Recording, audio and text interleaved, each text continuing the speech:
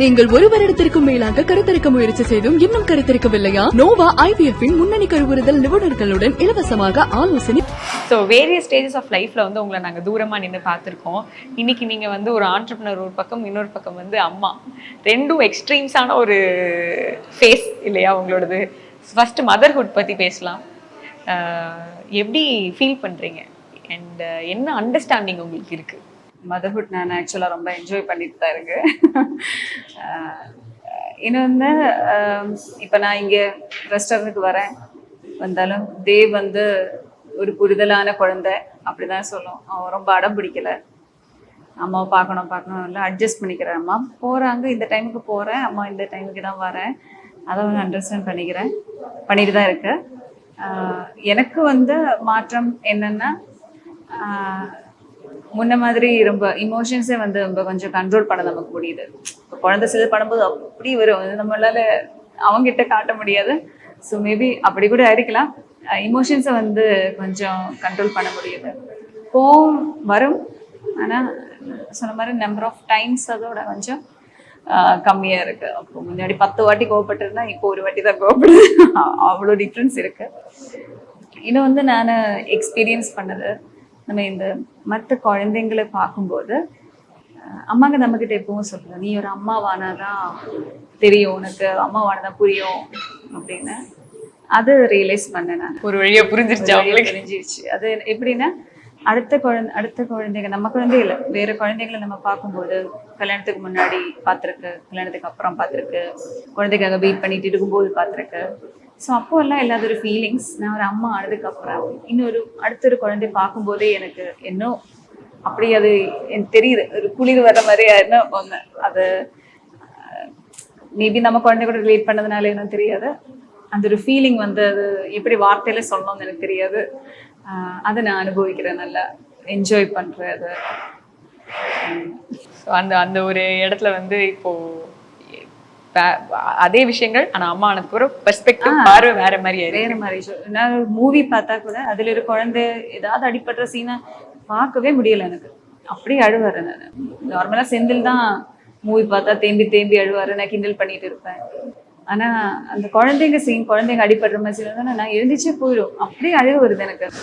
Even நம்ம ஏற்கனவே பார்த்த மூவியா இருந்தா கூட அப்படி ஒரு மாற்றம் என்னில வந்துருச்சு. அண்ட் நீங்க பேசும்போது சொன்னீங்க ஒரு 9 years வந்து குழந்தைக்காக வெயிட் பண்ணிருந்தோம் அப்படிங்கிறது. அந்த ஃபேஸ்ல வந்து இப்போ நிறைய பேர் அந்த மாதிரி டிசைட் பண்ணியிருப்பாங்க, இல்லை சில நேரம் சில பேருக்கு அமைஞ்சிருக்காது. அப்படி இருக்கும்போது அவங்களுக்கு இருக்கிற ஒரு மென்டல் ப்ரெஷர் ஒன்று இருக்கும்ல, நீங்க அதை எப்படி ஹேண்டில் பண்ணீங்க? அந்த மாதிரி ஒரு ப்ரெஷர்ல இருக்கிறவங்களுக்கு என்ன அட்வைஸ் கொடுப்பீங்க? இப்போ என்னை பொறுத்த வரைக்கும் எனக்கு நிறைய வாட்டி எனக்கு மிஸ்கேரேஜ் ஆயிருக்கு.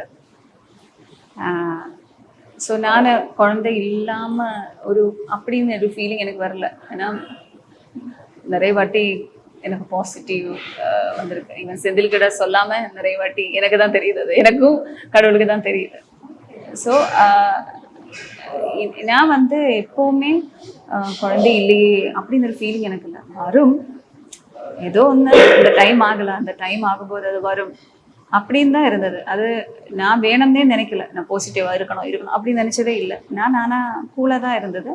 ஸோ அந்த பாசிட்டிவிட்டி எப்படியோ என்னில் உருவானது தான். அது எனக்கு எல்லாருக்கிட்ட தான் சொல்கிறேன், பி பாசிட்டிவ்.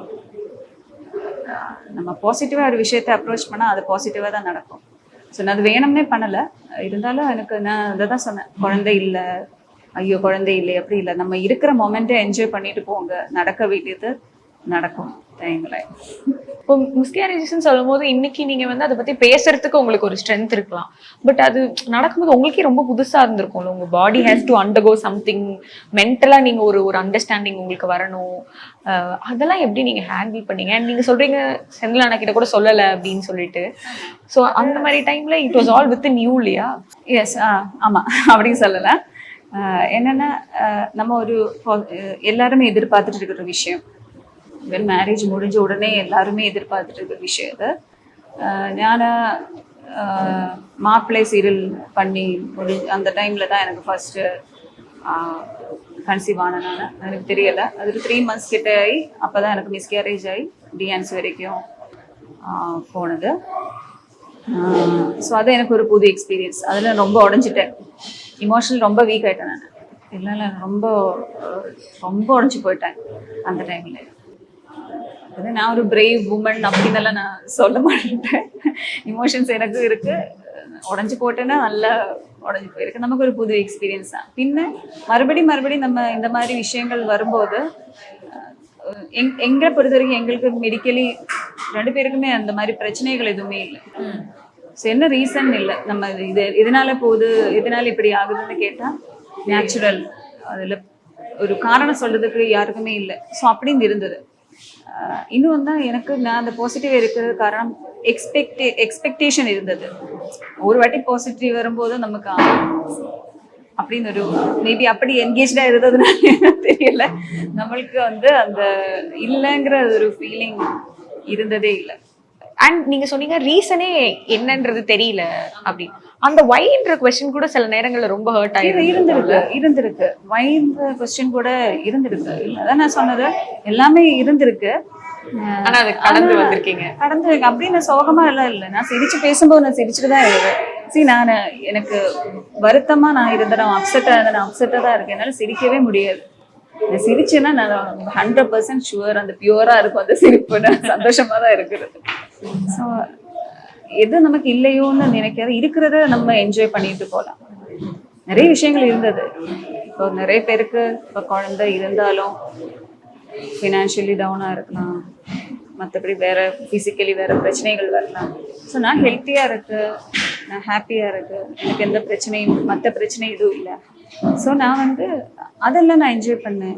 என் ஹஸ்பண்ட் கூட வாழ்றதை நான் என்ஜாய் பண்ணேன், வெளியில் போகிறத என்ஜாய் பண்ணேன்.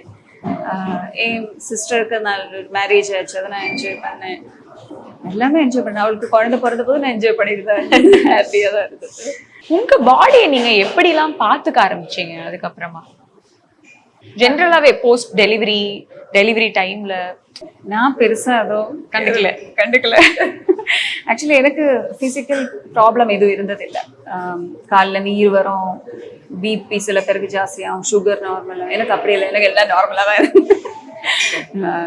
அந்த மாதிரி பிரச்சனை இல்லை. ஈவன் நான் ரொம்ப எனர்ஜெட்டிக்காக இருந்தேன், நிறைய வேலை பார்த்துட்டு இருந்தேன், வெஜிடபிள் கார்டன் பண்ணேன், நிறைய வெஜிடபிள்ஸ் எடுத்தேன். நான் சென்னைக்கெல்லாம் கொடுத்து அனுப்பிச்சிருக்கேன். அந்த அளவுக்கு நிறைய நல்ல ப்ராப்பராக எல்லாமே பண்ண ஆரம்பித்தேன். ஸோ அதுக்கப்புறம் எனக்கு வந்து இந்த காலுக்கு ஒரு பெயின் வந்தது அந்த டெலிவரி முடிஞ்சதுக்கப்புறம். ஸோ அதுதான் எனக்கு கொஞ்சம் கஷ்டமாக இருந்தது. அந்த கால் வந்து எனக்கு நிலத்து ஊனவே முடியலை, அந்த அளவுக்கு ஒரு பெயின் இருந்தது. என்னன்னு எனக்கு தெரியல, அது மேபி சின்ன வேரிகோஸ் அந்த மாதிரி வந்தது. பின்ன ரொம்ப அப்செட் ஆனது. ஃபேஸ் என்னோட கிளியர் தான், எனக்கு பிம்பிள் எல்லாம் அந்த அளவுக்கு வரல, எப்பவுமே கிளியரா தான் இருந்தது. ஃபேஸ்ல வந்து இப்போ இருக்க வந்தது, டார்க் ஸ்பாட்ஸ் வர ஆரம்பிச்சேன் அந்த டெலிவரி முடிஞ்ச டைம்ல. டெலிவரி நெருங்கிட்டு இருந்த டைம்ல ஒரு 9 months ஆன போது எனக்கு அதுதான் ஸ்கின்ல ஒரு ப்ராப்ளமா எனக்கு இருந்ததை தவிர மற்றபடி எனக்கு எந்த பிரச்சனையும் இல்லை. அப்புறம் நிறைய பேர் வெயிட் போடும், எனக்கு வந்து ஒரு 10 kg திடீர்னு லூஸ் ஆயிடுச்சு நான் இந்த குழந்தை பிறந்ததுக்கு அப்புறம். அதுக்கப்புறம் நல்லா சாப்பிட்டு நல்லா சாப்பிட்டு பழைய மாதிரி ஆயிடுச்சு. எதனால அந்த டிப்ரெஷன் வரதுக்கான காரணம் இருக்கு, அண்ட் ஒருத்தவங்களுக்கும் அது எப்படி எப்படிலாம் மாறுதுன்றத பத்தி ஏதாவது இருந்தா அண்ட் உங்களுக்கு எப்படி நீங்க அதை கோ த்ரூ பண்ணீங்க? என் அக்கா எல்லாம் அவளோட ஒரு எக்ஸ்பீரியன்ஸ் சொல்லியிருக்கு. அப்போ வந்து அவளோட குழந்தைக்கு 10 வருஷம் மேல குழந்தை பிறந்திருக்கு. ஸோ அந்த டைம்ல வந்து இது வந்து சொல்லி கொடுக்கறதுக்கு யாருமே இல்லை. அவ சொல்லியிருக்கு, அவளுக்கு இப்படி புகையா எல்லா இடம் இருக்கிற மாதிரி, அம்மா பெட்ல இருந்து இப்படி தூங்குற எழுந்திக்க மாதிரி அப்படியெல்லாம் அவளுக்கு ஃபீல் ஆயிருக்கு. எனக்கு அந்த மாதிரி எல்லாம் வரல. எனக்கு இமோஷன்ஸ் வந்தது. எனக்கு குழந்தை ஃபீட் பண்ணும்போது அந்த பாடி பெயின் எல்லாம் வரும்போது இருந்தது நம்மளுக்கு. ஆனா அப்போ நமக்கு ரியலைசேஷன் இருக்கு, இதனால அது ஏன்னா நம்ம அந்த அவேர்னஸ் நமக்கு இருக்கிறதுனால இதனால எனக்கு இப்படி வருது அப்படின்னு. ஸோ அந்த அவேர்னஸ் கொடுக்கறது நல்லதுதான். அண்ட் என்னென்ன மாதிரி அவங்க அந்த டிப்ரெஷன் வந்து வரலாம்? இப்ப நீங்க உங்க சிஸ்டருக்கு வந்து இந்த மாதிரி ஹாலுசினேட் பண்ற மாதிரி இருந்தது, வேற என்ன மாதிரிலாம் வந்து? அவளோட எக்ஸ்பீரியன்ஸ் எனக்கு தெரியுது, எனக்கு வந்து இமோஷன்ஸ் தான் இருந்தது. ஒரு இரிட்டேஷன் இருந்துட்டே இருந்தது. அது சரியில்லை, இது சரியில்லை, குழந்தை சரியா ஃபீட் பண்ணதா, இது எவ்வளவு குடிக்குதா இல்லையா, ஒண்ணுமே தெரியல அப்படின்னு எல்லாம் இருந்தது. அப்ப நிறைய தானே இப்ப நம்மளுக்கு யூடியூப்ல நிறைய அம்மாக்கள் போடுறாங்க.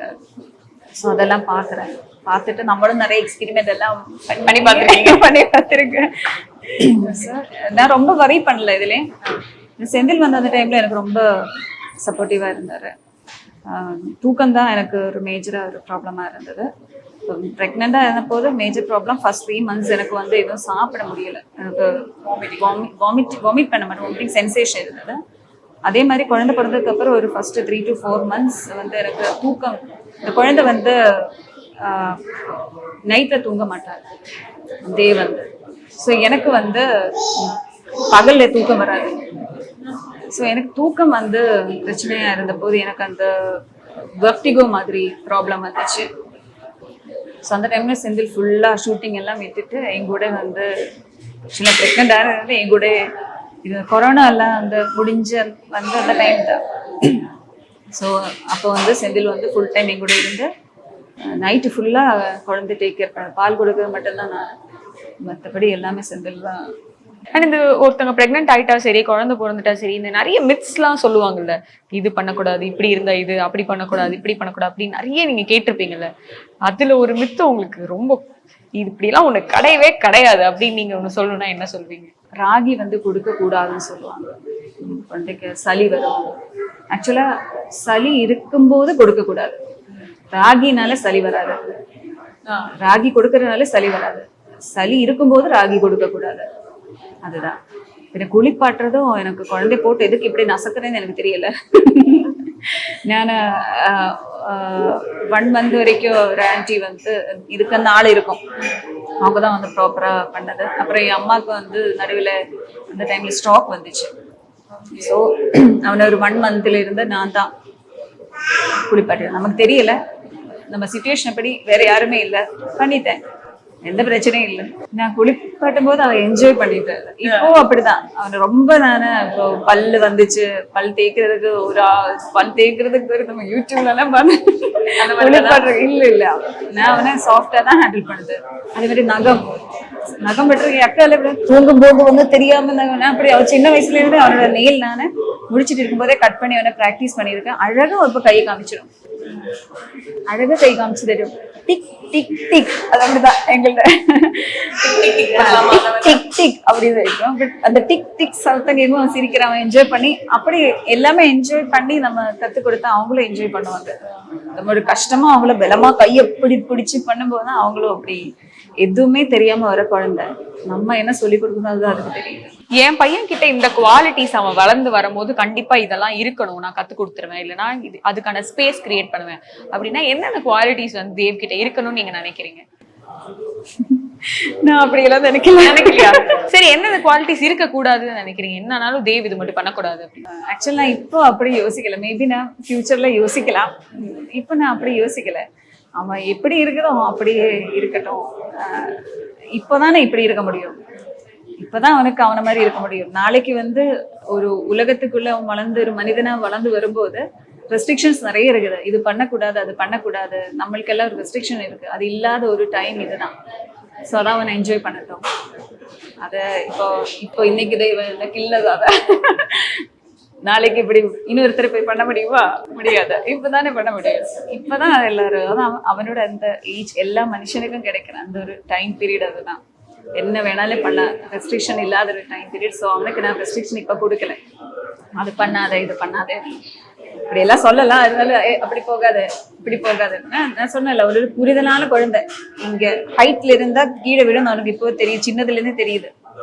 எட்ஜில் போய் நிற்கும் தவிர அவனை விடலை. அந்த மாதிரி ஒரு வாட்டியோட டச் ஃபுட் அவன் விழுந்ததில்லை. அவ்வளோ புரிதலான குழந்தை. அண்ட் லாஸ்ட் குவெஸ்டின், நீங்க ஏன் சோஷியல் மீடியால இல்லை? ஐயோ, நான் மதர்ஹுட் பத்தி கேட்கணும், இதுனா திடீர்னு ஒரு twist. ஏன்னா வந்து இவ்வளவு நேரம் வந்து மதர்ஹுட் ஸ்ரீஜாக்காக நம்ம பேசணும். பட் இப்போ வந்து எல்லாரும் வந்து ஸ்ரீஜாவை வந்து ரொம்ப நாளா தேடிட்டு இருந்திருப்பாங்கல்ல. ஆக்சுவலி இது செந்திலனாவோட போஸ்ட்ல அப்பப்போ நீங்க அப்படியே வருவீங்க, ஹாய் அப்படி எல்லாம் வருவீங்க. அதுவே செந்தில் ரொம்ப கஷ்டப்பட்டு சண்டை போட்டு கூட்டிட்டு வந்து சோஷியல் மீடியா ஏன் தள்ளி வச்சிருக்கீங்க? நான் வேணும்னே அப்படி பண்ணல. மேபி என் கேரக்டர் அப்படியே இருக்கல. நான் முன்னாடி இல்ல சோஷியல் மீடியா இதெல்லாம் ஃபேஸ்புக்ல கூட இல்ல. என்னை பொறுத்த வரைக்கும் சோஷியல் மீடியான்றது யூடியூப் தான். அதுவும் இப்ப ரீசெண்டா தான் இந்த யூடியூப் வீடியோ எல்லாம் போடுறாங்க. யூடியூப் நிறைய விஷயங்கள் எல்லாமே ஆஃப்டர் மேரேஜ் தான். சமையல் தமிழ்நாடு சமையல் எனக்கு வரணும்ல, அதுக்காக யூடியூப் பார்க்க ஆரம்பிச்சேன். கோலம் போடுறது எப்படி, அதுக்காக கோலம் போடுவீங்களா? அதுக்காக யூடியூப் பார்க்க ஆரம்பிச்சேன். ஸோ யூடியூப் வீடியோஸ் நான் பார்ப்பேன், கூகுள் சர்ச் பண்ணுவேன், அதுதான் தவிர மற்றபடி இன்ஸ்டாகிராம் அது அப்போ இல்லை இப்போ இல்லை. அதே நானாக தான் இருக்கிறேன். என்ன சொல்கிறேன், அந்த ஒரு சரவண மீனாட்சி அந்த ஒரு பப்ளிசிட்டி லெவல் ஒன்று இருந்ததில்லை, அதோட பீக் டைம் இருந்தது. அப்போ நான் இப்படியே தான் இருக்கேன், இப்போ நான் இப்படியே தான் இருக்கேன், எனக்கு எந்த மாற்றம் இல்லை. நான் அப்படி பண்ணி ஏதோ ஒரு ஃபேன்ஸை கிரியேட் பண்ணணும் அப்படின்னு என்ன இல்லை. என்னோட ஃபேன்ஸ் அப்படின்னு நான் சொன்னேன், அவங்க எல்லாம் எங்களை மதிக்கவே மாட்டீங்க அப்படின்னு சொன்னேன். தானா சேர்ந்த கூட்டம், அவங்க தானா சேர்ந்த கூட்டம் தான். நானா போய் எதுவுமே பண்ணலை. நான் சாங்குக்கு ரெஸ்பெக்ட் நான் கொடுக்குறேன். இன்னொன்று அப்பவும் வரும் நிறைய சரவண மீனாட்சி டைம்ல நிறைய லேடிஸ் வருவாங்க, கேர்ள்ஸ் வருவாங்க. ஸோ அவங்களெல்லாம் என் தங்கச்சி கிளாஸ் கட் பண்ணிட்டு வந்தா இப்படி திட்டுமோ அப்படி தான் திட்டி அமைச்சிருக்கேன். ஒரு கிளாஸ் இல்லையா, கிளாஸ் கட் பண்ணிட்டு இப்படி எல்லாம் வரக்கூடாது அப்படி திட்டி தான் அமைச்சிருக்கேன். ஸோ சோஷியல் மீடியா நான் அப்போ இல்லை இப்போ இல்லை, அது என்னோட கேரக்டரா இருக்குன்னா பர்பஸ்ஃபுல்லா எதுவும் பண்ணலை. ஒரே ஆளா கட்டி காத்துட்டு இருக்கீங்க. திடீர்னு நம்ம நினைக்காம வந்த ஒரு விஷயத்தான். இருந்தாலும் வரும் சென்னையில் எல்லாரும் வரும்போது இங்க எங்களோட திருவள்ளாக்கு வந்தா இங்க எங்களோட ரெஸ்டோ கஃபே இருக்குது, தி ஜூஸ் பேரல் ரெஸ்டோ கஃபே. அப்ப எல்லாரும் இங்க வந்து சாப்பிடுங்க. கண்டிப்பா உங்களை பாக்குறதுக்காகவே இங்க வந்துடுறோம், சாப்பிடுறதை விட உங்களை பாக்குறதுக்காகவே வரும்.